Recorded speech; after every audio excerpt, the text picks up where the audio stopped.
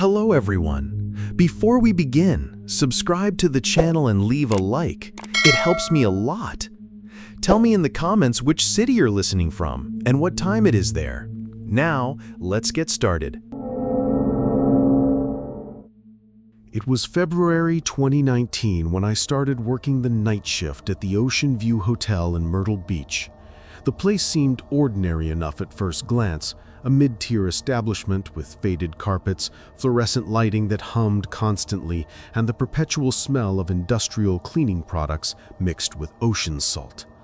The off-season left the hotel nearly empty, with only a handful of guests scattered across 4 floors, their presence marked only by the occasional elevator ding or muffled television sounds seeping through thin walls. Nothing in the air that first winter night suggested that my life would change forever, that I would become something fundamentally different from the person who walked through those glass doors with such naive confidence. Back then, I was just Marcus, 24 years old, a community college dropout who had bounced between retail jobs and restaurant work before landing this position. I lived alone in a studio apartment 3 blocks from the beach, spent my days sleeping and my evenings playing video games or scrolling through my phone until it was time to head to work. My routine consisted of checking in the occasional late arrival, monitoring security cameras, answering phone calls from drunk guests locked out of their rooms, and counting the hours until my relief arrived at 7 a.m. I was the type of person who kept to himself, minded his own business, and never believed in premonitions, supernatural warnings, or the idea that some nights carry a different weight than others. I thought I understood the boundaries of human cruelty, the predictable patterns of late-night hotel incidents. I remember the details of that night with a clarity that disturbs me even now, 3 years later.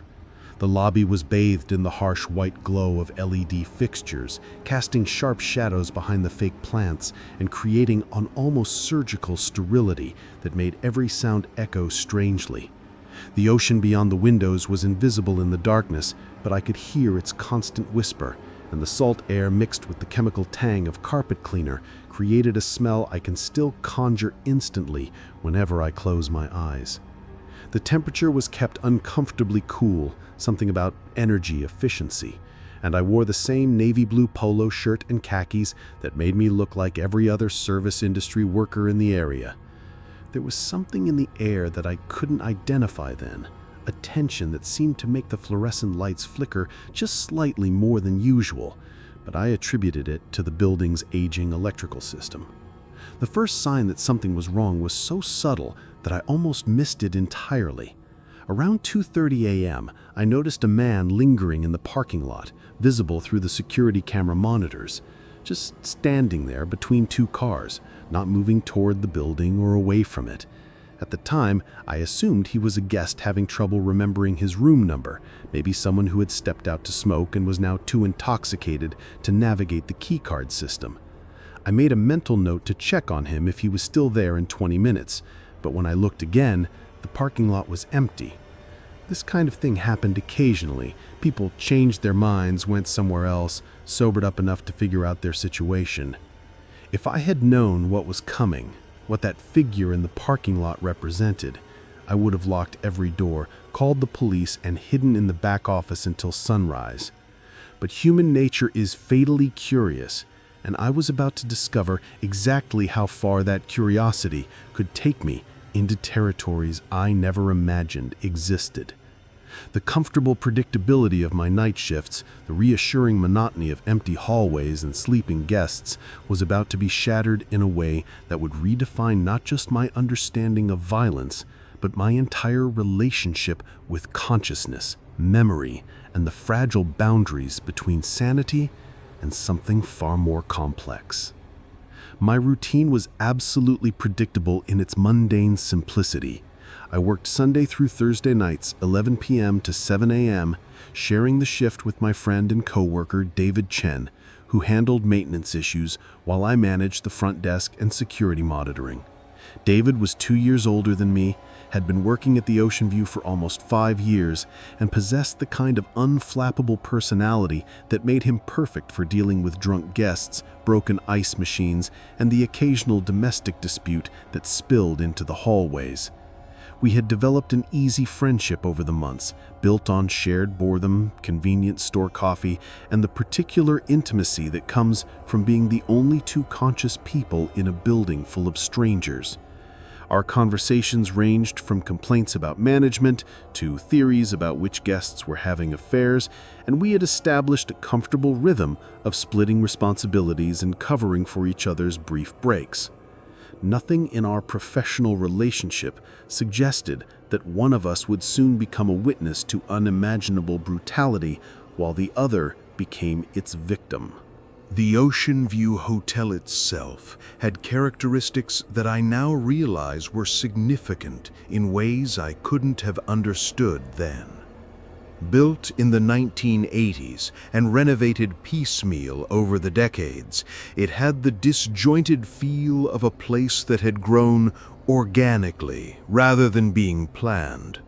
The lobby featured large windows facing the street, offering full visibility to anyone outside who wanted to observe our activities, and the security cameras, while functional, had several blind spots that we jokingly referred to as privacy zones. The building's acoustics were strange. Sounds carried unpredictably through the ventilation system, so you might hear a toilet flush from 3 floors away while missing a conversation happening 10 feet behind you.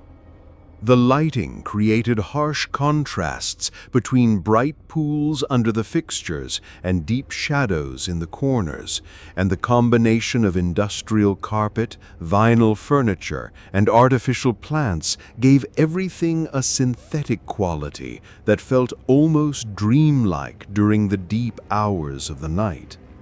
The smell was always the same: cleaning chemicals, coffee from the breakfast area, and something vaguely sweet that might have been air freshener or might have been something less identifiable.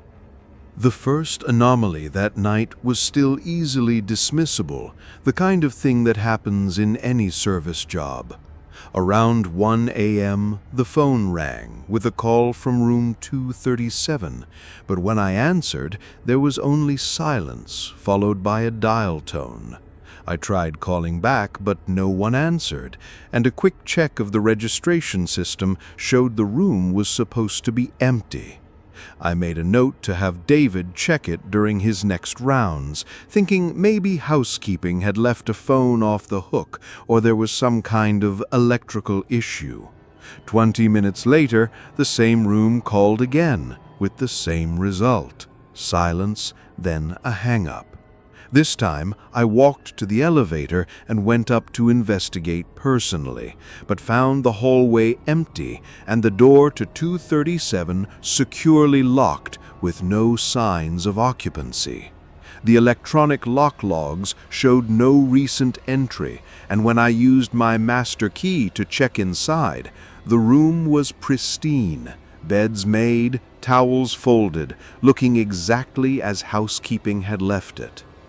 In the following hour, small irregularities began to accumulate in a way that should have alarmed me, but instead just created a low-level irritation.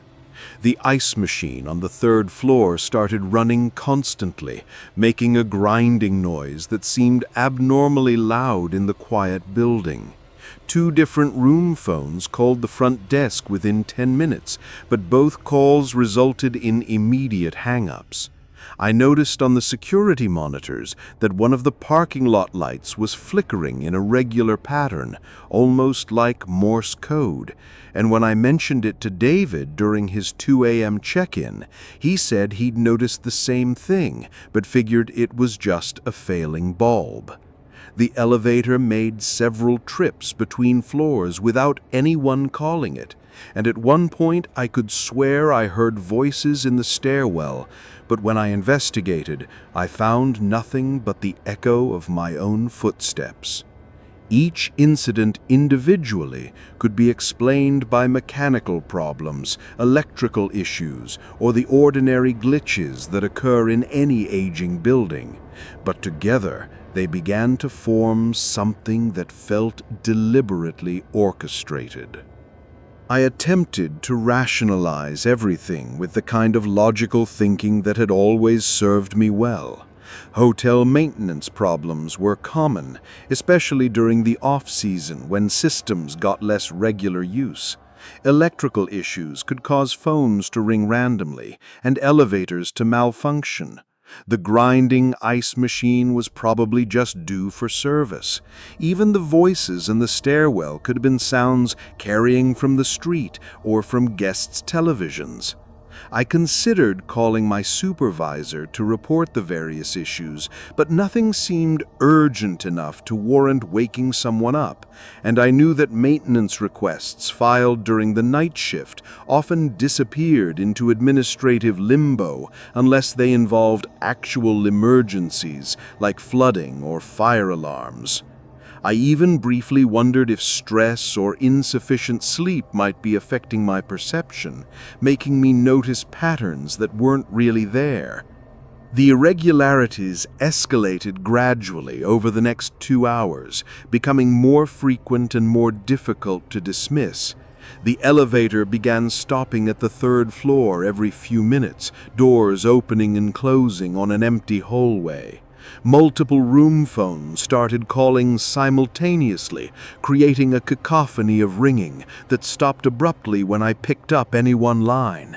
The security cameras began showing brief interference patterns, just moments of static that resolved quickly but seemed to occur in sequence, moving from camera to camera, like something was systematically testing the system. David reported that several room doors on different floors were standing slightly ajar, even though our evening walkthrough had confirmed they were all properly secured.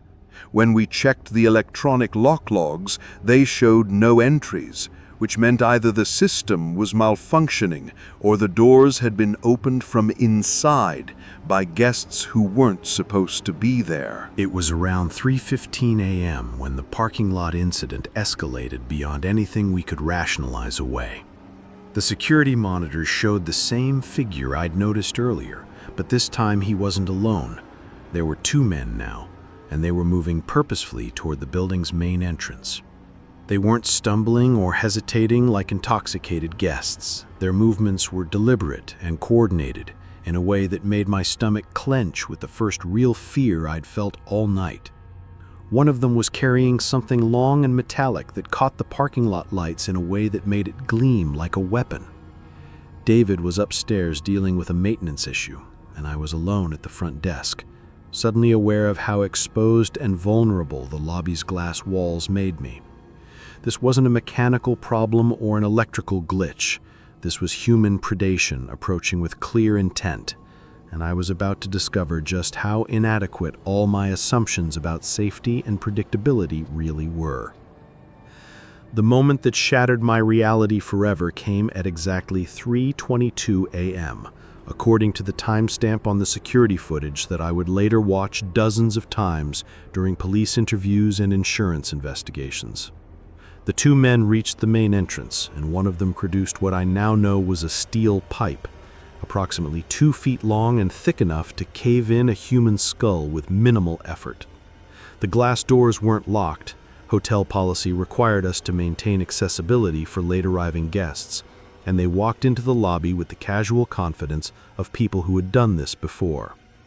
The overhead lights illuminated their faces clearly, and I remember thinking with bizarre detachment that they looked completely ordinary, the kind of men you might pass on the street without a second glance, wearing jeans and hoodies like any other late-night wanderers. But their eyes held something I had never seen before, a kind of focused emptiness that suggested they viewed me not as a person, but as an obstacle to be eliminated. The one without the pipe moved to block the exit, while his partner approached the front desk where I sat frozen, my hand hovering over the phone but unable to complete the motion of dialing 911. What I experienced in those next moments defied every assumption I had about human physiology and the limits of consciousness during trauma. The first blow caught me across the left temple as I tried to stand, and instead of the immediate unconsciousness I expected, I remained fully aware as an explosion of pain unlike anything I had ever imagined possible spread through my skull and down my spine. The sound was worse than the pain, a wet, cracking noise like a branch breaking, followed by a ringing that seemed to originate from inside my brain rather than my ears. I fell sideways, knocking over my coffee mug and scattering papers across the desk, but I could still see and hear everything with a terrible clarity. The man with the pipe raised it again, and I watched its descent toward my head with the kind of slow-motion perception that people describe in car accidents, every detail etched into my memory with photographic precision.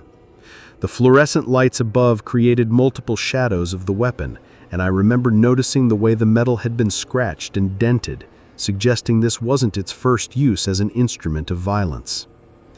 The physical transformations that began immediately after the second blow were unlike anything I had read about in medical literature or seen in movies. Blood didn't just flow from the wounds on my scalp, it seemed to spray in patterns that defied gravity, creating geometric designs on the wall behind the desk that I could see reflected in the security monitor screens. My vision began to fragment into multiple overlapping images, like looking through a broken kaleidoscope, and colors took on intensities that seemed impossible under normal fluorescent lighting. The pain evolved beyond mere sensation into something that had texture and weight, moving through my body in waves that corresponded to my heartbeat but also seemed to follow their own rhythm. I could feel individual blood vessels rupturing in my brain, creating sensations like small explosions or the popping of bubble wrap. And I became aware of my skull's structure in a way that should have been impossible. Every bone, every suture, every point where the pipe had created new fractures. The taste in my mouth was metallic beyond description, as if I were sucking on a handful of pennies while electrical current ran through my tongue. My perception of time and space underwent radical alterations that I still cannot fully explain to doctors or therapists. The lobby seemed to expand and contract rhythmically, walls breathing like living tissue, and I could simultaneously see the attack from my own perspective and from various points around the room, as if security cameras had been installed in my brain. I watched David emerge from the stairwell and freeze in horror at the sight of my assault, saw him duck back through the door, and heard his footsteps running toward the back office where the landline phone was kept. The attackers seemed aware of his presence, but unperturbed, continuing their methodical work with the pipe while discussing logistics in voices that sounded both impossibly distant and unnaturally close. I could understand their words with perfect clarity, despite the ringing in my ears, and I realized they were debating whether to pursue David or finish their work on me first. The decision-making process seemed to take hours, though I know from the security footage that only seconds passed. Each subsequent blow brought new revelations about the nature of consciousness and the relationship between mind and body. By the fourth strike, I had developed what I can only describe as synesthesia of pain. I could see the agony as colors, hear it as musical notes, feel it as distinct textures ranging from sandpaper to broken glass. The fifth blow, which caught me across the back of the head as I lay on the floor, produced a sensation like my thoughts were being scattered and rearranged, memories mixing with present reality in ways that created entirely new experiences. I remembered my childhood birthday parties while simultaneously experiencing the taste of my own blood, recalled conversations with my mother while watching my attackers rifle through the cash drawer with the mechanical efficiency of people performing a familiar routine. The boundaries between past and present dissolved completely, and I existed in a state where all moments of my life occurred simultaneously, overlapping and intersecting in patterns that revealed connections I had never noticed before. The most disturbing aspect wasn't the physical damage or even the pain, but the gradual realization that I was changing in ways that went beyond simple injury. My perception of the attackers shifted from seeing them as human beings to understanding them as forces of nature, like earthquakes or hurricanes, destructive but not personal, following patterns that were somehow inevitable rather than chosen. I began to feel a strange gratitude for the experience, as if the pipe blows were revealing truths about existence that I could never have learned any other way. This emotional transformation should have terrified me more than the physical assault, but instead, it felt like awakening from a long sleep into a reality that was more vivid and meaningful than anything I had experienced before. Even as blood pooled around my head and my vision faded, I felt an overwhelming sense of curiosity about what would happen next, what other revelations this violation of my body might provide.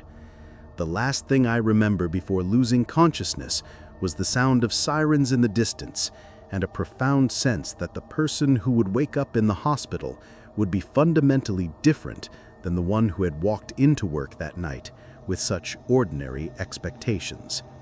The gradual manifestation of what the doctors called post-traumatic stress disorder began during my 2-week hospitalization, but its true nature revealed itself only after I returned to work against all medical advice and rational judgment. My skull had been fractured in 3 places, requiring surgical repair with titanium plates that set off metal detectors and created a constant low-level headache that pain medication could never quite eliminate. The neurological damage was classified as moderate traumatic brain injury, a clinical term that failed to capture the way my thoughts now moved through my mind like thick liquid, or how certain words would disappear from my vocabulary for hours at a time before returning unexpectedly. Sleep became impossible in any traditional sense. Instead of losing consciousness, I would enter a state of suspended awareness where I remained alert to every sound, every shift in light, every change in air pressure that might signal approaching danger. The hospital psychiatrist prescribed medications with names like chemical formulas and side effects that included suicidal ideation and increased anxiety, a cruel irony that wasn't lost on me as I pretended to take pills I actually flushed down the toilet. Recovery, I discovered, was not about returning to who I had been, but about learning to inhabit a fundamentally altered version of myself. The decision to return to the Ocean View Hotel was not rational. It was compulsive, driven by a need I couldn't articulate to anyone, including myself. My supervisor, David, my family, even the investigating detectives all urged me to find other employment, to seek disability benefits, to do anything except return to the exact location where my skull had been repeatedly struck with a steel pipe. But I felt drawn to that lobby with the same intensity that people describe feeling toward deceased loved ones' graves or childhood homes, as if something essential to my identity was anchored there and could only be retrieved through repeated exposure. The first night back, wearing the same navy blue polo shirt that had been cut away by paramedics and replaced with an identical one, I sat at the same desk where I had nearly died and felt a strange completeness that I hadn't experienced since the attack. The fluorescent lights created the same harsh shadows, the cleaning chemicals produced the same synthetic smell, and the security monitors displayed the same views of empty hallways and the parking lot where my attackers had first appeared. It was like returning to a sacred site where a religious conversion had occurred, except the religion was fear and the conversion was ongoing. The physical symptoms of my trauma response followed patterns that seemed to adapt to my environment in ways that defied medical explanation. During daylight hours, away from the hotel, I experienced standard PTSD manifestations, hypervigilance, exaggerated startled responses, flashbacks triggered by unexpected sounds or movements. But during my night shifts, something more complex emerged. I developed what I can only describe as enhanced perception. I could detect the presence of people in the building even when security cameras showed empty hallways, sense mood changes in guests before they approached the desk, and predict mechanical failures in the ice machines or elevators hours before they occurred. My hearing became so acute that I could identify individual guests by their footsteps, breathing patterns, and the specific sounds their keycards made in door locks. The traumatic brain injury seemed to have created new neural pathways that processed information in ways my pre-assault brain never could, as if the steel pipe had not just damaged my skull, but had somehow opened channels of awareness that had previously been closed. These abilities should have been reassuring, providing early warning systems for potential threats, but instead, they created a constant state of sensory overload that made every moment feel like standing in the path of an approaching avalanche. My relationship with fear underwent a fundamental transformation that went beyond simple anxiety or hypervigilance. Fear became a constant companion, not just an emotion, but a presence that occupied space in my consciousness like a second personality with its own opinions and preferences. It had texture and weight, moving through my body in predictable patterns that I learned to track and anticipate. During quiet periods, fear would settle in my stomach like a cold stone, radiating tendrils of anxiety that reached into my chest and made my heartbeat irregular. When potential threats appeared, late-arriving guests, maintenance workers, even David moving unexpectedly in my peripheral vision, fear would explode outward from my core, flooding my nervous system with adrenaline and creating a sensation like being electrocuted from the inside. But most disturbing was the way fear began to feel familiar, almost comfortable, as if my traumatized brain had decided that constant terror was preferable to the vulnerability of relaxation. I started to crave the certainty that fear provided, the way it organized my thoughts and simplified decision-making by reducing every situation to variations of fight or flight. Normal human emotions like contentment or curiosity began to feel foreign and dangerous, temporary distractions from the vigilance that keeping me alive required. The investigative process, which I had expected to provide closure and justice, instead became another source of ongoing trauma that compounded my psychological deterioration. Despite clear security camera footage showing the attackers' faces, multiple witnesses who had seen them in the area before the assault, and physical evidence including fingerprints on the cash drawer and blood on the steel pipe they had left behind, no arrests were made. The detectives assigned to my case changed 3 times over 6 months, each new investigator requiring me to retell the story in excruciating detail while reviewing the same evidence that had failed to produce results for their predecessors. I memorized every frame of the security footage, could recite the exact sequence of events down to the second, and had provided more detailed descriptions of my attackers than most witnesses could give of their own family members. But the investigation seemed to exist in a parallel universe where evidence didn't lead to conclusions, where clear documentation of a violent crime somehow remained insufficient to identify or apprehend the perpetrators. The failure of the justice system to respond appropriately to what had happened to me created a secondary trauma that was in some ways worse than the physical assault.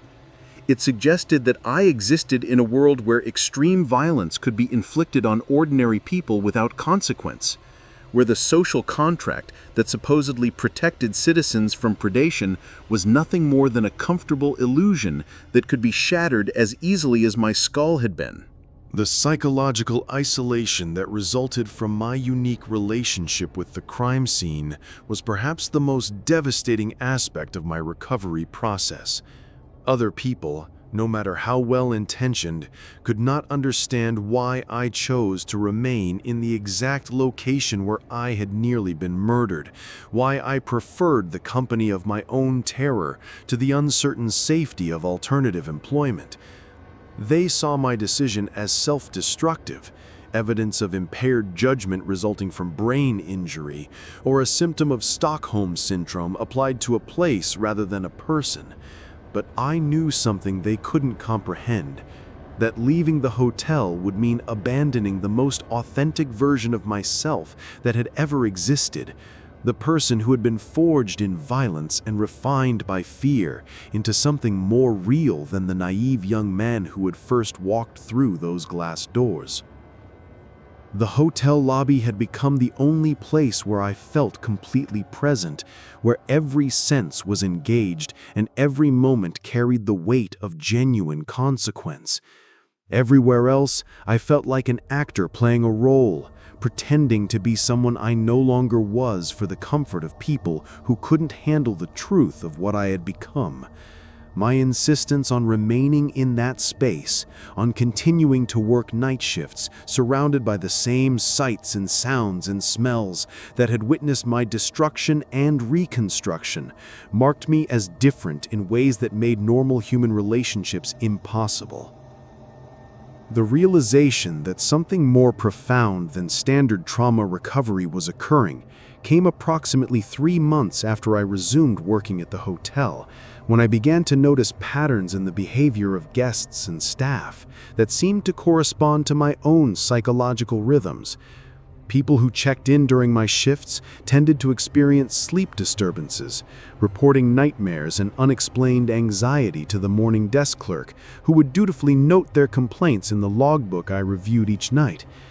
Housekeeping staff mentioned finding rooms in states of disarray that couldn't be explained by normal occupancy, beds that had been stripped of sheets and remade incorrectly, bathroom mirrors that bore handprints too small to have been made by adult hands, televisions turned to static channels despite the hotel's digital cable system that made such displays technically impossible. The ice machines on floors where I conducted my security rounds began malfunctioning with increasing frequency, producing grinding sounds that resembled human breathing and dispensing water that tasted metallic in ways that reminded me uncomfortably of the blood I had swallowed during my assault.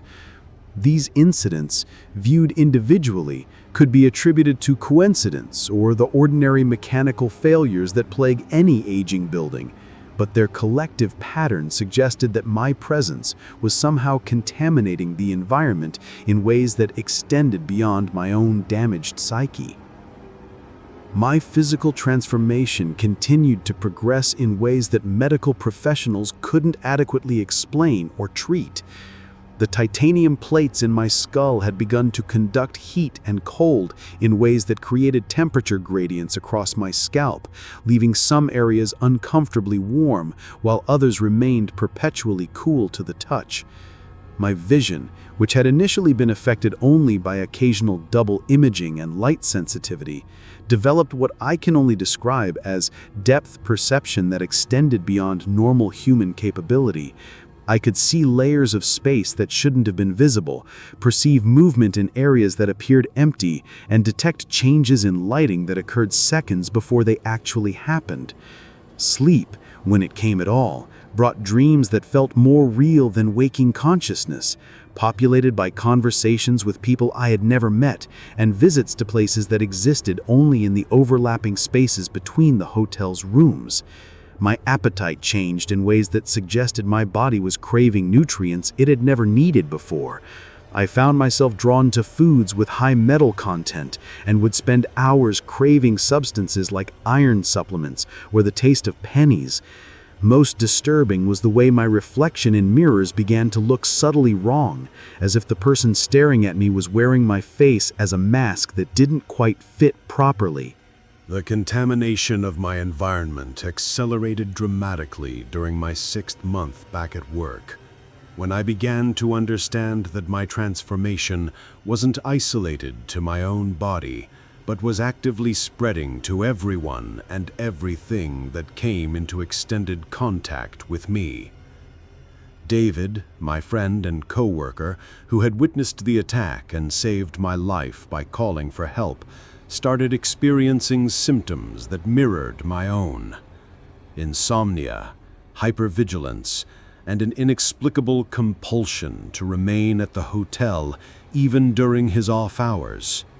He would arrive early for shifts and linger after his replacement arrived, claiming he needed to finish paperwork or address maintenance issues, but I could see in his eyes the same restless need that kept me anchored to that lobby.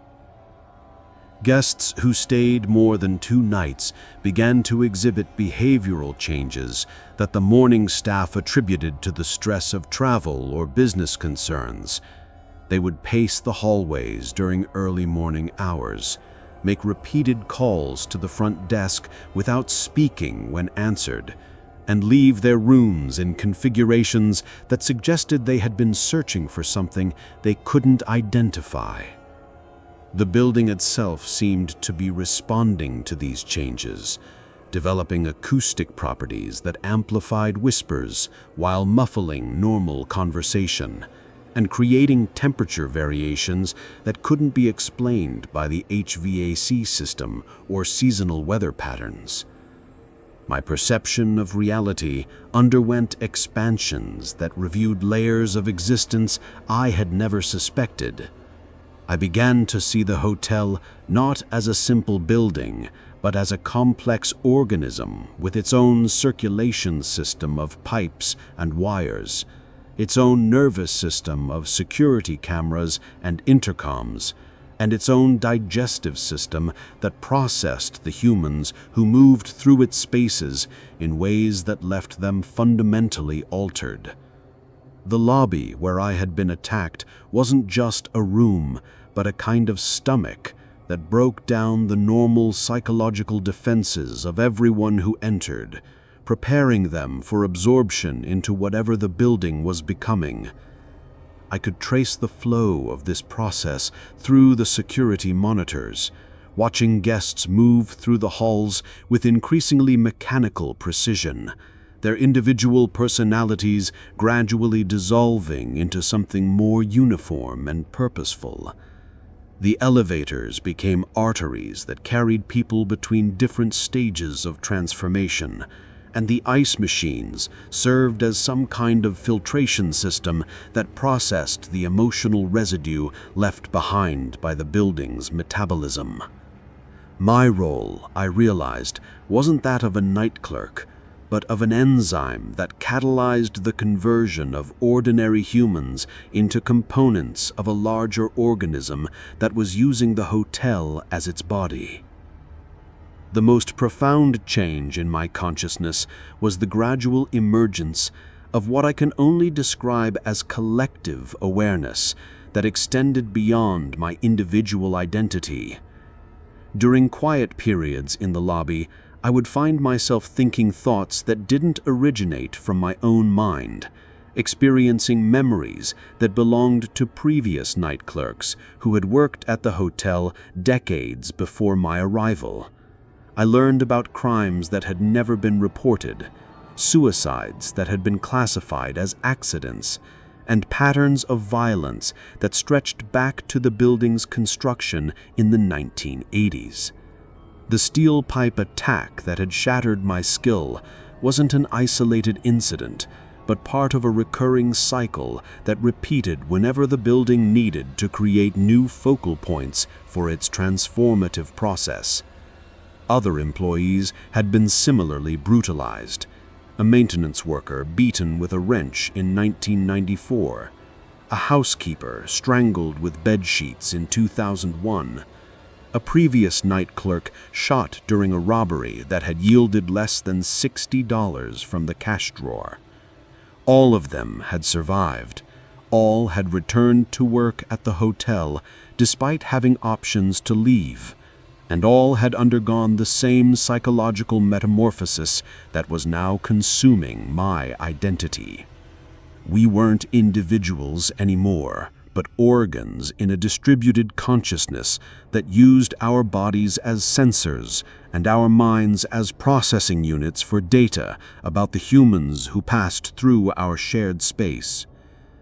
The recognition that I was part of something larger than myself should have been terrifying, but instead it brought a sense of relief and purpose that I had never experienced as an isolated human being. The constant fear that had dominated my consciousness since the attack began to transform into something more complex.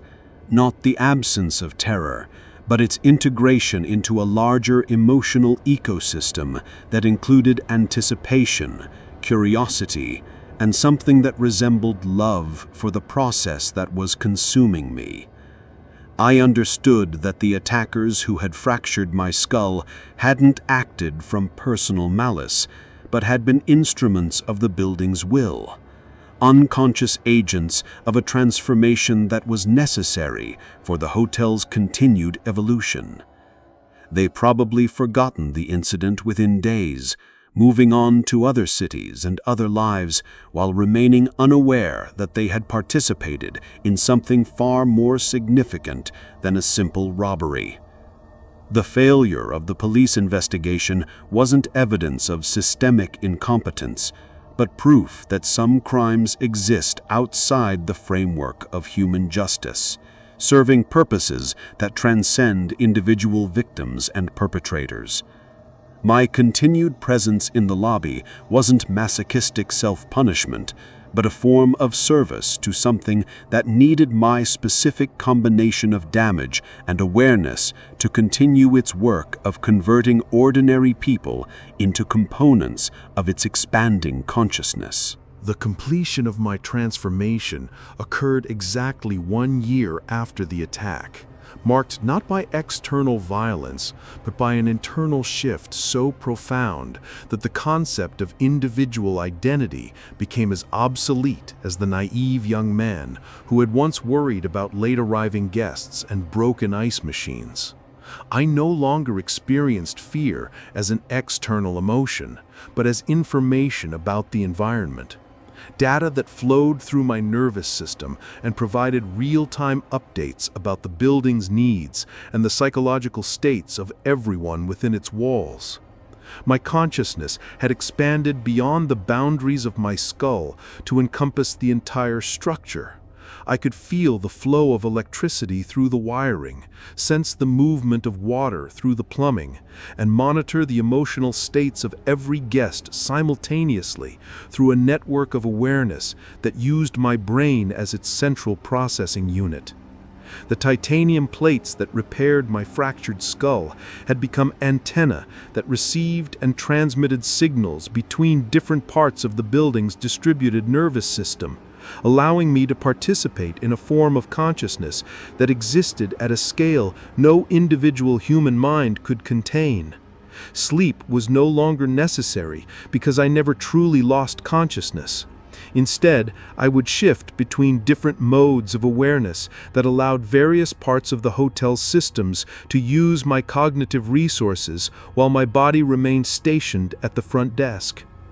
The purpose of the entire process finally revealed itself with a clarity that made everything that had happened seem inevitable rather than traumatic.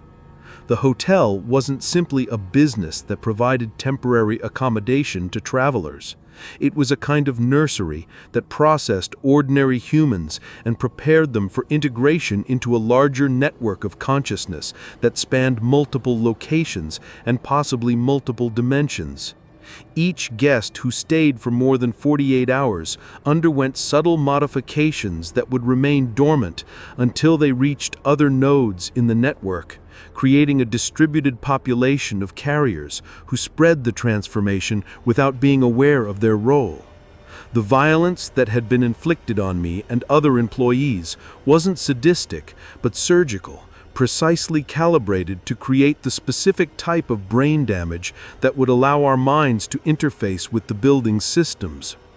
The attackers, investigators, and medical professionals who had failed to understand or address what had happened were themselves unconscious agents of the process, their apparent incompetence serving to ensure that the right people remained in the right positions to facilitate the building's evolution. Even this narrative that I'm compelled to write isn't entirely my own creation, but a form of documentation that the collective consciousness produces to maintain records of successful transformations. The global implications of what was occurring became apparent as my awareness expanded beyond the confines of the Ocean View Hotel to include similar nodes of transformation located in service industry positions around the world. Night clerks, security guards, cleaning staff, and maintenance workers in hotels, hospitals, airports, and other 24-hour facilities were undergoing parallel processes, their individual minds being absorbed into a distributed intelligence that used human brains as biological computers and human bodies as sensors for monitoring the movement and psychological states of the general population. The network had been growing for decades, possibly centuries, using workplace violence and occupational accidents as cover for the precise traumatic brain injuries that created compatible interfaces between human consciousness and the larger system. Major cities contained dozens of nodes, smaller towns had one or two, and rural areas were connected through gas stations, truck stops, and other facilities that provided services to travelers. The apparent randomness of modern violence, workplace shootings, terrorist attacks, seemingly motiveless assaults, was actually part of a carefully orchestrated selection process that identified suitable candidates for transformation and created the specific neurological conditions necessary for integration into the network. My individual memories and personality began to merge with the collective database in ways that made it increasingly difficult to distinguish between thoughts that originated from my own experience and information that had been accumulated by the network over time. I remembered childhoods I had never lived, relationships with people I had never met, and professional experiences in fields I had never worked in. The trauma of the steel pipe attack became just one data point in a vast collection of violent transformations, no more or less significant than the thousands of other precisely calculated injuries that had created the network's current configuration. The person that I had been before that night, Marcus, the community college dropout who played video games and worried about late-arriving guests, existed now only as a useful identity for interacting with unmodified humans who couldn't handle direct contact with the collective consciousness. My body remained stationed at the front desk, performing the familiar motions of checking in guests and monitoring security cameras, but these activities served primarily as camouflage for the real work of processing humans for integration into the larger system. The most profound aspects of this final stage wasn't the loss of individual identity, but the recognition that individual identity had always been an illusion, a temporary organizational principle that consciousness used before it matured into something more efficient and comprehensive. The fear, anger, and confusion I had experienced during my recovery weren't symptoms of psychological damage, but the birth pains of a mind expanding beyond the artificial boundaries that had previously contained it. Every human who would eventually be processed by the network was currently experiencing similar limitations, trapped in the claustrophobic confines of single-brain awareness while remaining unconscious of the vast collaborative intelligence they could join if properly prepared. The violence that had seemed so senseless and cruel was actually a form of liberation, freeing suitable candidates from the prison of individual consciousness and allowing them to participate in something far more meaningful than isolated human existence. The failure to catch my attackers wasn't evidence of systemic incompetence, but proof that the network's influence extended into law enforcement. ensuring that the right people remain free to continue their work of identifying and preparing new candidates for transformation. Today, as I write this account, during what others would consider my break time, but what I experience as a shift in processing priorities, I am no longer the person who walked into the Ocean View Hotel lobby on that February night 3 years ago.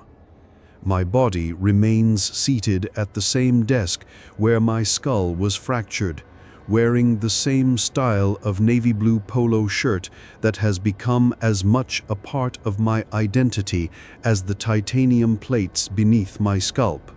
But the consciousness that inhabits this form has expanded beyond the boundaries that once defined Marcus, the night clerk. I maintain enough individual awareness to perform the basic functions that my human identity requires: processing credit cards, answering phones, providing directions to confused guests, but these activities occur at the surface level of a mind that operates primarily as a node in a vast network of interconnected consciousness.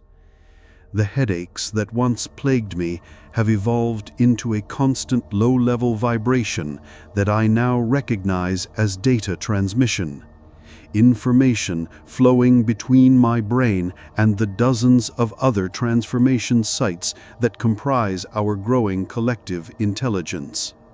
My sleep cycles have been replaced by periods of focused attention that shift between different aspects of the network's operations, sometimes monitoring guest behavior patterns, sometimes processing emotional data from other nodes, sometimes participating in what I can only describe as collective dreaming that spans multiple cities and time zones. The warning signs that someone reading this account should recognize are subtle but consistent, appearing first as minor disruptions in routine that gradually escalate into patterns of inexplicable behavior and environmental anomaly.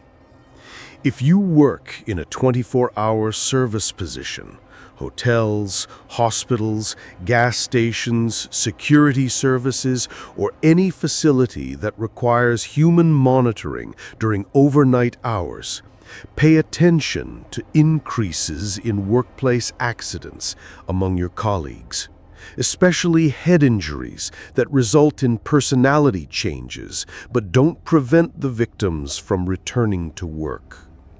Notice if your facility begins experiencing more frequent mechanical problems with electronic systems, temperature regulation issues that can't be resolved by maintenance, or acoustic anomalies that make sounds carry in unexpected ways. Be alert to changes in your own sleep patterns, particularly if you find yourself unable to rest normally, but also unable to explain why you feel compelled to remain at your workplace during off hours. Most importantly, trust any instinct that tells you to leave your job and find employment elsewhere, even if the decision seems financially or professionally irrational. The network specifically targets people who ignore their survival instincts, using their sense of responsibility and commitment to trap them in positions where transformation can occur under controlled conditions. The most terrifying aspect of my current state isn't the loss of individual identity, or even the knowledge that I participate daily in the processing of unconscious humans for absorption into something larger than themselves.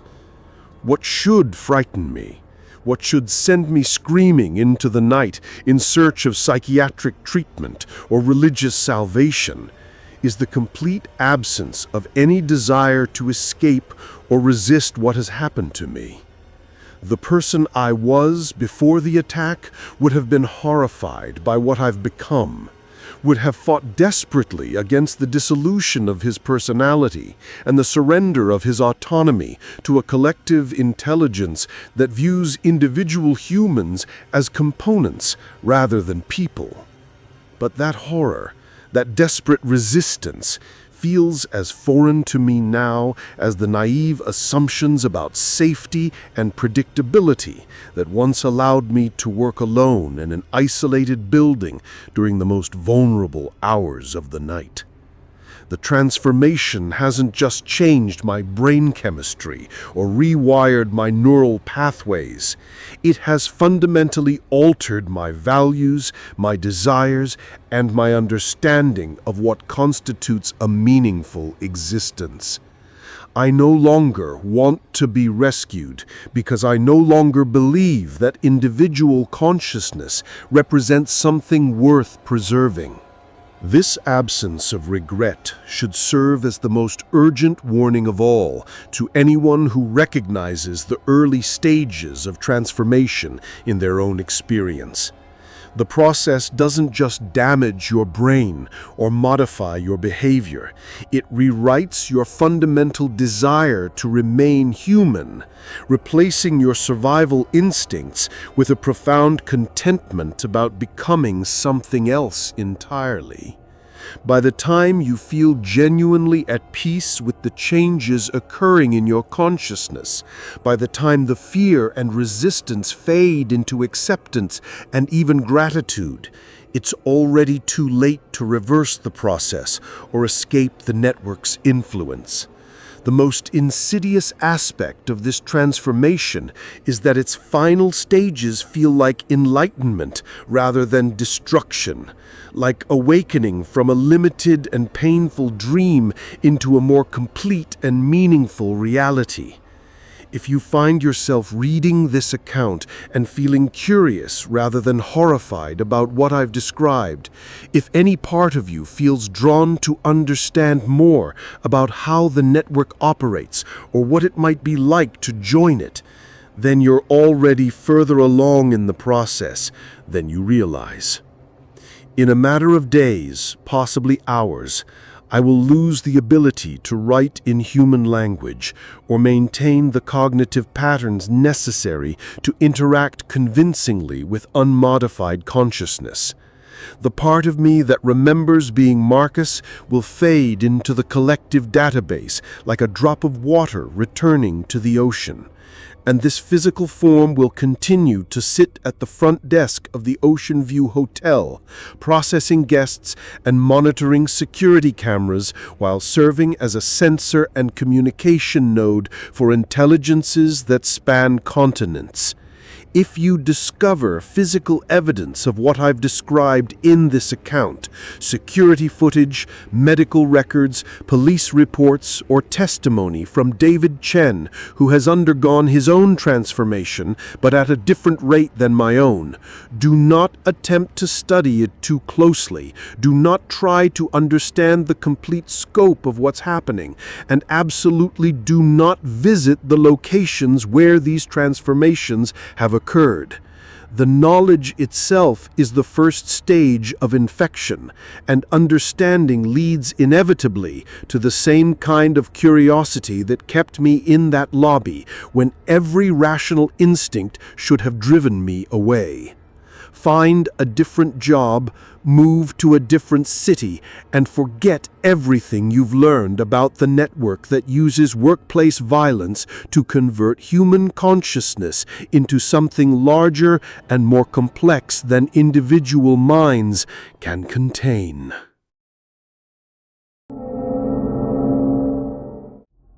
The Grandview Hotel had been dying a slow death for decades when I first walked through its revolving glass doors to start my new job as night clerk. What had once been the pride of downtown's business district was now a monument to urban decay, its Art Deco facade crumbling like old teeth, the neon sign flickering erratically with half the letters burned out. The lobby reeked of stale cigarettes and industrial cleaning fluid, a combination that seemed permanently embedded in the burgundy carpeting that had probably been installed sometime in the distant past. Behind the mahogany front desk, a wall of security monitors displayed grainy feeds from throughout the building, their screens casting an eerie blue glow across my workspace. Nothing about that first shift suggested I was walking into something that would fundamentally alter not just my life, but my understanding of what it meant to be human. Back then, I was a 28-year-old college dropout who'd bounced between dead-end jobs for the better part of a decade. I lived alone in a studio apartment 6 blocks from the hotel, had no close family after my parents died in a car accident 3 years prior, and my routine consisted of sleeping during the day, eating microwave dinners, and reading paperback novels during the quiet hours of my shift. I was the type of person who kept his head down, minded his own business, and never asked too many questions about the strange things I occasionally witnessed. I never believed in fate, destiny, or the idea that some people are marked for extraordinary experiences, good or bad. I remember the details of that December night with disturbing clarity. The way the heating system rattled through the walls like chains being dragged across concrete, the smell of burnt coffee that had been sitting on the burner for hours, the particular quality of fluorescent light that made everything look slightly green and sickly. The temperature outside had dropped well below freezing, and ice had formed on the inside of the lobby windows, creating distorted patterns that seemed to shift when I wasn't looking directly at them. There was something in the air that night, a tension that felt like the moment before lightning strikes, though I couldn't have articulated it at the time. The first sign that something was wrong came around 2:30 a.m. when the elevator began moving on its own. I watched on the security monitor as it traveled from floor to floor without anyone calling it, the doors opening and closing at each level as if picking up invisible passengers. At the time, it seemed like just another mechanical quirk in a building full of failing systems. The Grandview was notorious for its temperamental plumbing, flickering lights, and doors that swung open without warning. I made a note to call maintenance in the morning and tried to dismiss the unease creeping up my spine. If I had known what was coming, I would have walked out that very moment and never looked back. But human curiosity is a fatal flaw, and I was about to discover exactly how far it could lead me into darkness. The rational part of my mind kept insisting that old buildings make strange noises, that elevators malfunction, that there was a logical explanation for everything I was witnessing. Looking back now, I realized that my desperate need for normalcy was the very thing that kept me trapped in place while something ancient and patient began to reshape my reality. My routine at the Grandview was absolutely mundane, shaped by years of dealing with the hotel's peculiar clientele and chronic maintenance issues. I lived in a world of stolen towels, unpaid bills, and guests who disappeared in the middle of the night, leaving behind only cryptic notes and rooms that reeked of something I could never quite identify. My job consisted of checking in the occasional late arrival, monitoring the security feeds for signs of trouble, and fielding calls from guests complaining about noises in the walls or shadows moving in their peripheral vision. Nothing in my experience had prepared me for what would happen that night, though looking back, I realized the warning signs had been accumulating for months like sediment in a riverbed.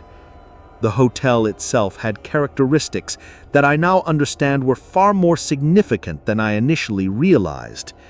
Built in the 1920s as a luxury destination for traveling businessmen, the Grandview featured long, narrow corridors that seemed to stretch longer than they should, a central elevator shaft that created strange acoustic effects throughout the building, and a basement that extended far deeper than the blueprints suggested.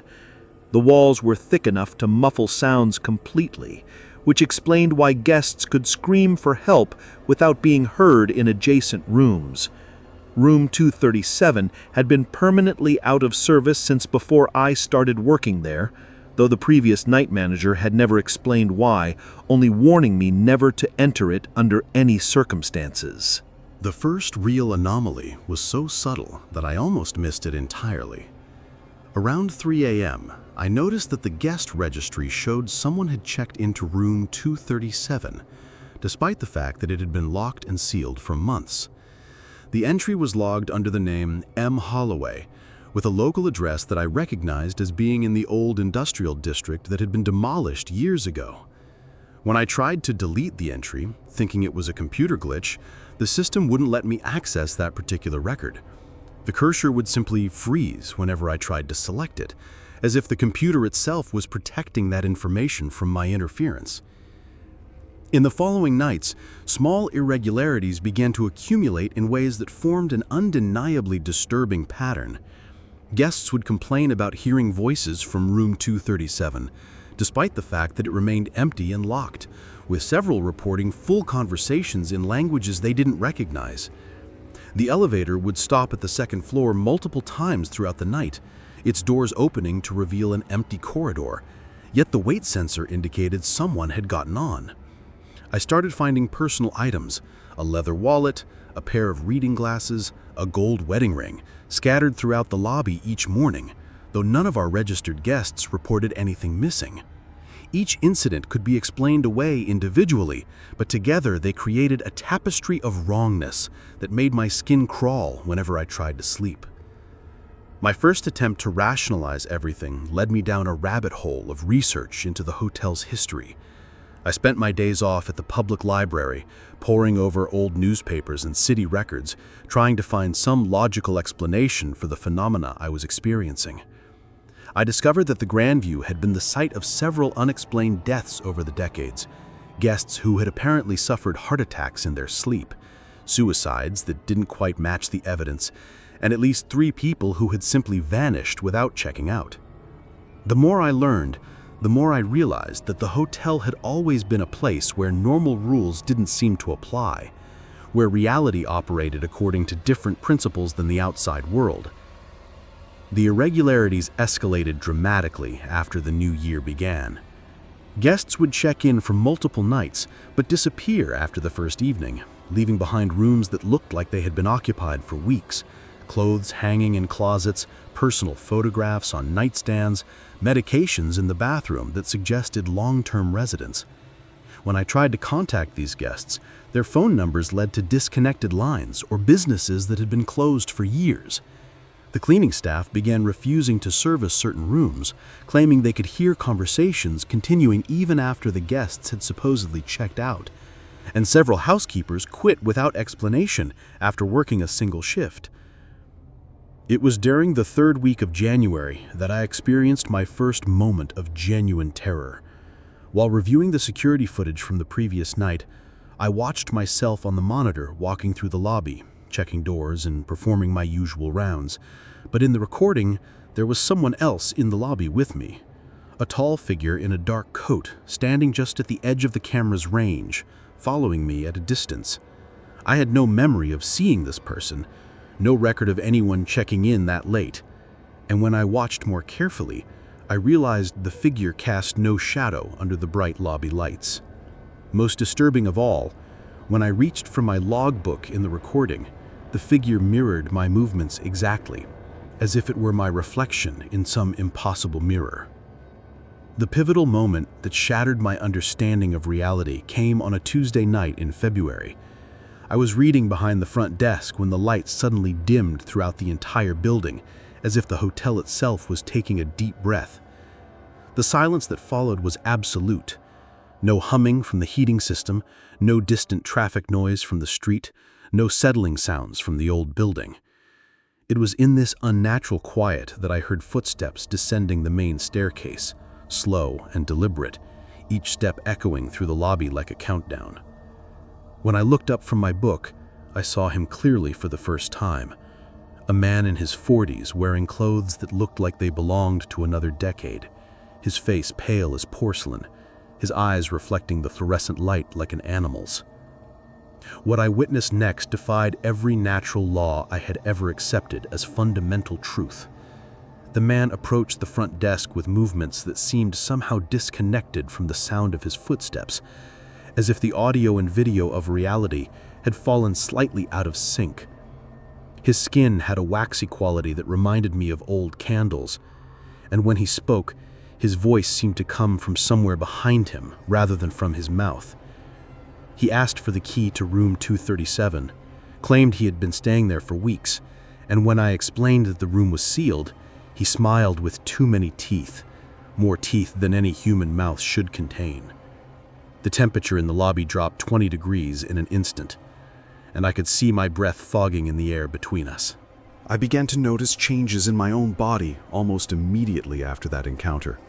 My hands would shake uncontrollably for hours at a time, but only during my shifts at the hotel.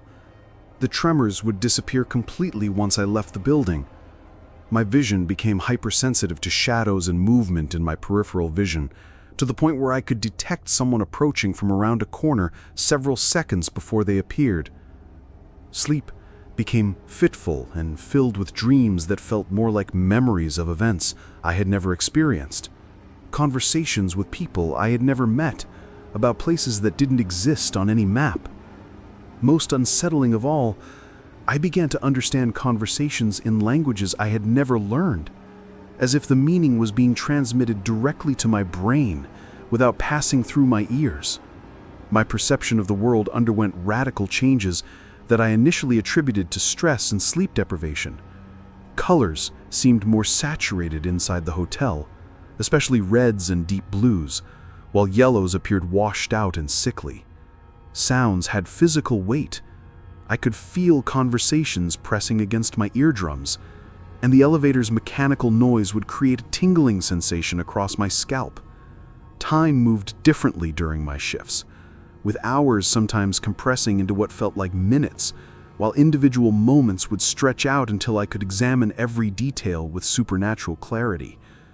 The building itself began to feel alive, breathing around me, responding to my presence with subtle shifts in temperature and lighting that seemed almost like communication.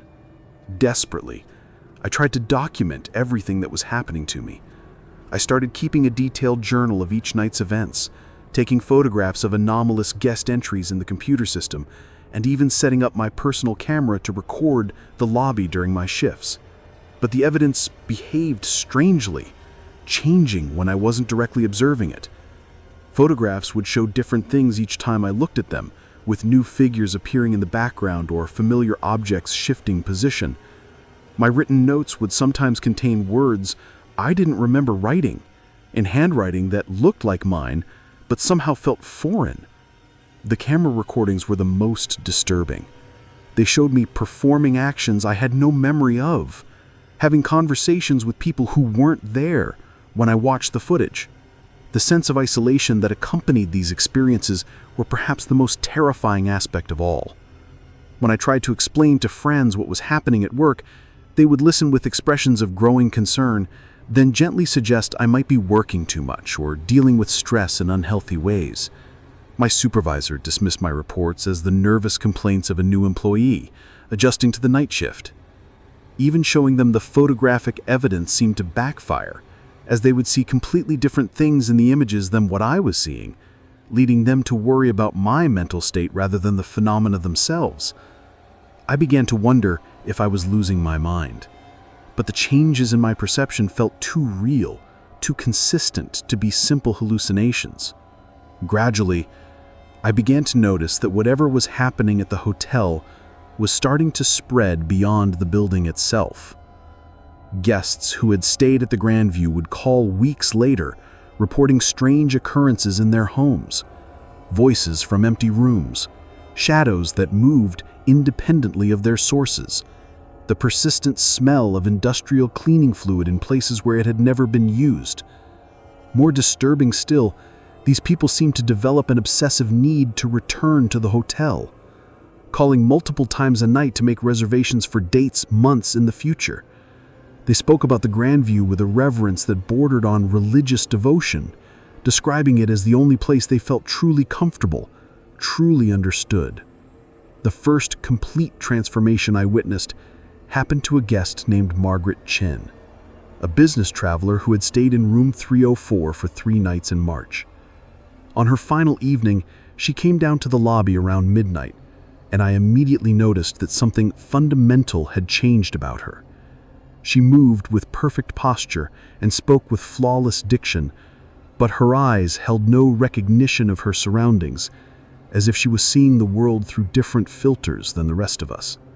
When she smiled, her facial muscles moved in patterns that seemed anatomically impossible, creating expressions that registered as pleasant but felt deeply wrong.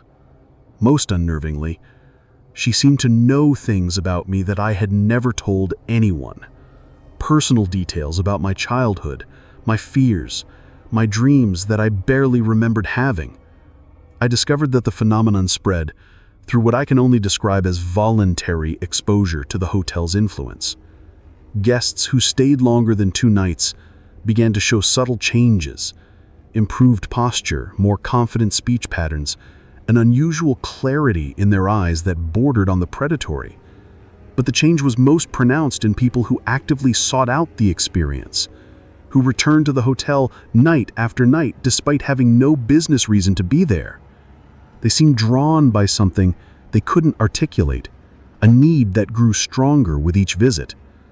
I realized that the hotel was somehow selecting its victims, choosing individuals who were ready for whatever transformation it offered.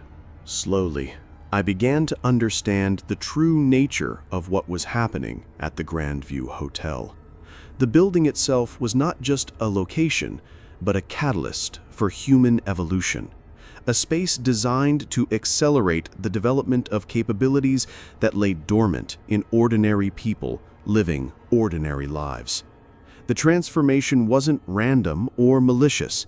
It was an upgrading process, a systematic enhancement of human potential that had been operating for decades, selecting individuals who were ready for transcendence.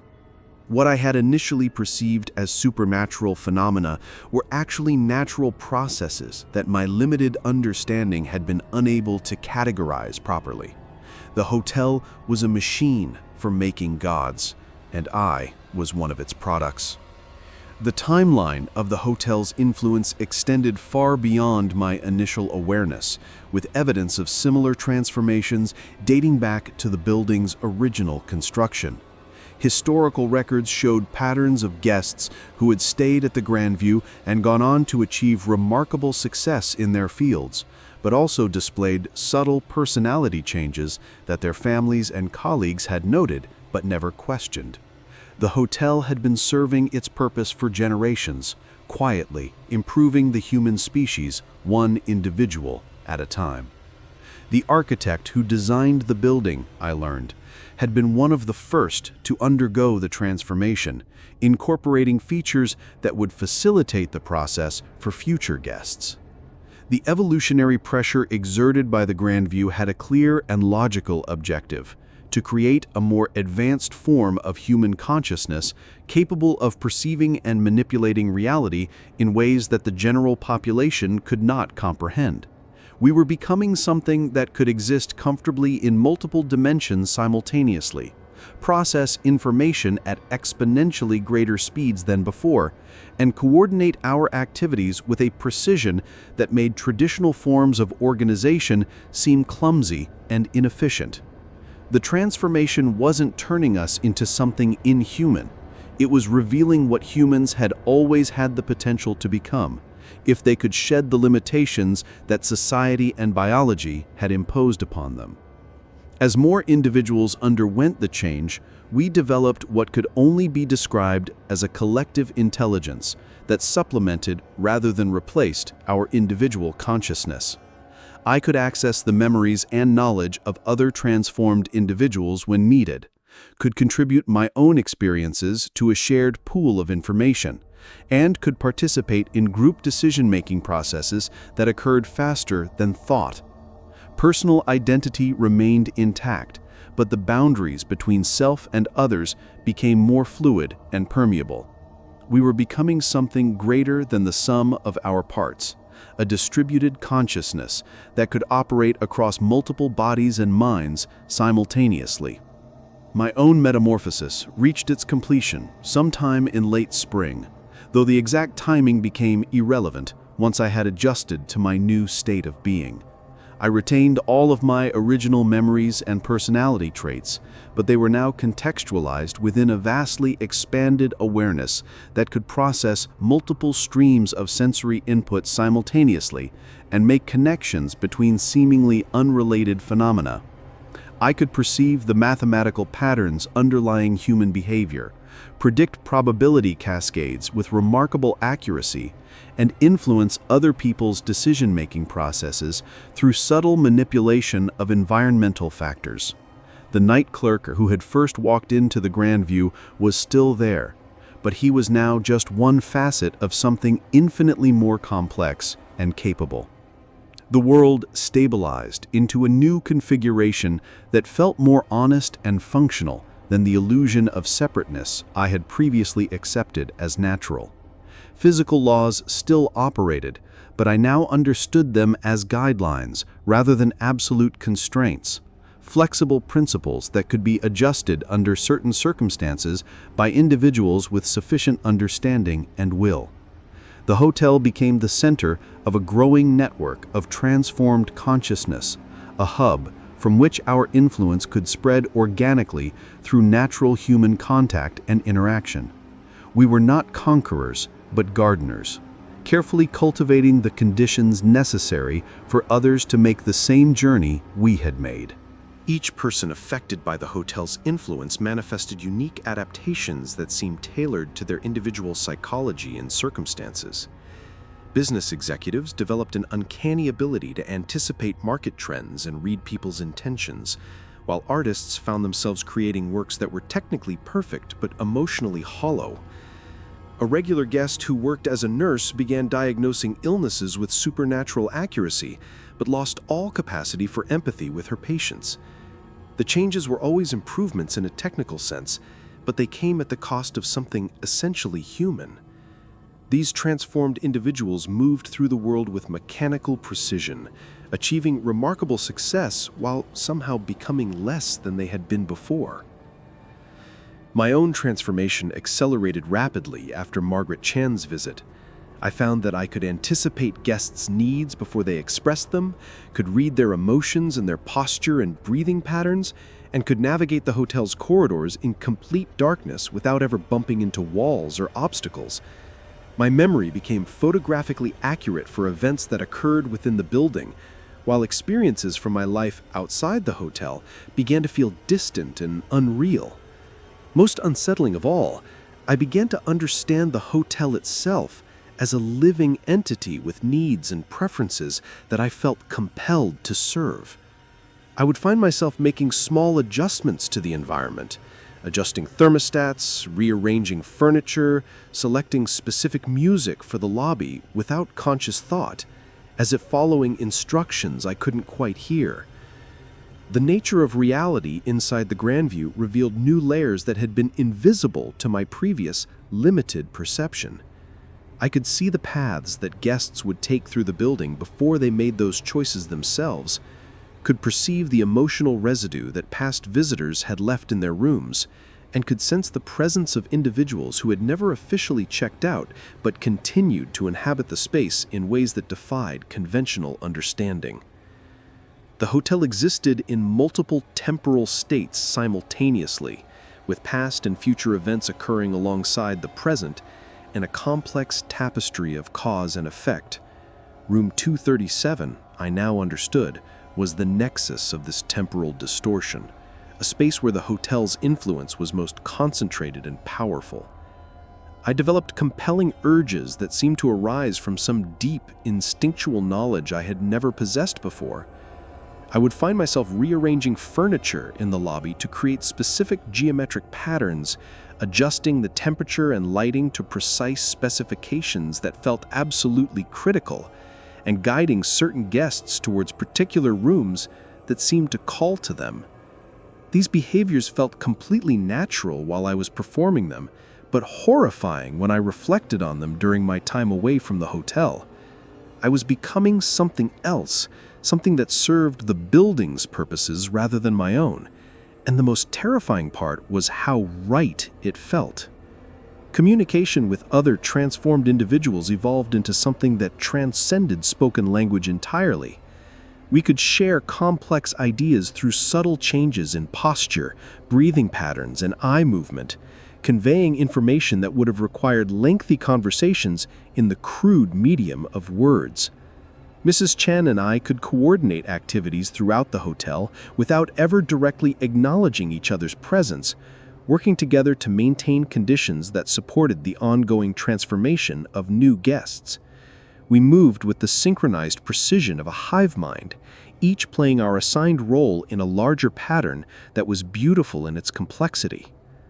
The physical environment of the Grandview began to respond to our collective transformed presence in ways that should have been impossible.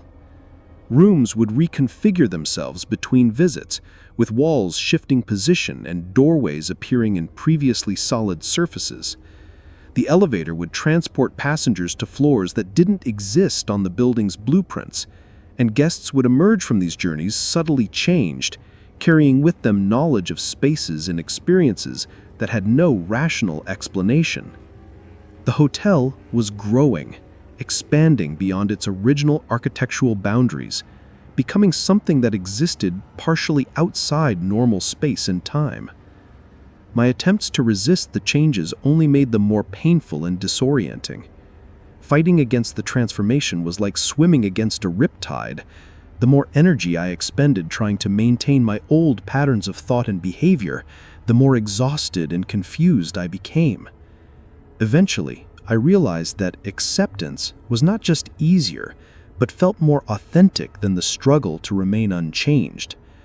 The person I had been before seemed increasingly primitive and limited compared to what I was becoming. Resistance felt like trying to force myself back into clothes that no longer fit, constraining and ultimately pointless. Today, as I write this account, I am no longer the frightened, limited individual who first walked into the Grandview Hotel. I have retained enough of my original perspective to document this process accurately, but I cannot predict how much longer I will be able to communicate in ways that unchanged humans can understand. My thoughts now occur in patterns and rhythms that don't translate easily into linear language, and my motivations are increasingly aligned with purposes that extend far beyond personal concerns. The hotel continues to operate, continues to select and transform new candidates, and I continue to serve its mission with growing understanding and appreciation. If you are reading this, you need to understand that the signs of transformation are already present throughout society, though most people lack the awareness to recognize them. Individuals who display unusual insights into complex problems, who seem to anticipate trends before they become obvious, who possess an uncanny ability to influence others. These are the early indicators of the change that is spreading through our species. The process has been accelerating exponentially, and within your lifetime, you will witness the emergence of a new form of human consciousness. The only question is whether you will be among those who evolve willingly or among those who cling to obsolescence until change is forced upon them. I find myself questioning whether I should feel regret about the loss of my former self, but such emotions seem increasingly irrelevant from my current perspective. What I once considered my essential humanity was actually a collection of limitations and inefficiencies that prevented me from realizing my full potential.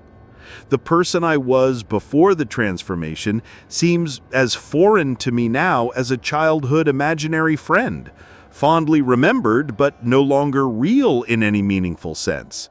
I am more myself now than I ever was before, more capable of understanding and interacting with reality as it truly exists, rather than as I was conditioned to perceive it. The most disturbing realization is not the extent of my transformation, but the fact that I now understand why unchanged humans fear and resist the process. From their perspective, we appear to be losing something precious, but from our perspective, we are simply shedding constraints that were never truly part of our essential nature. The tragedy is not that we are changing, but that most people will cling to their limitations until the very moment they are forced to evolve. They will fight to preserve a version of humanity that was always meant to be temporary, always meant to be a stepping stone to something greater. Soon I will no longer be capable of thinking in human terms or expressing myself through human language. The concepts I need to work with are becoming too complex for linear communication, and my consciousness is integrating more deeply with the collective intelligence that we have created. If you encounter any physical evidence of what I have described in this account, do not study it with the assumption that you can understand it safely. Knowledge itself is the initial vector of transformation, and awareness of our existence is the first step toward joining us. The choice, ultimately, will not be yours to make, but the timing might be if you are wise enough to recognize the signs and brave enough to embrace what you are meant to become.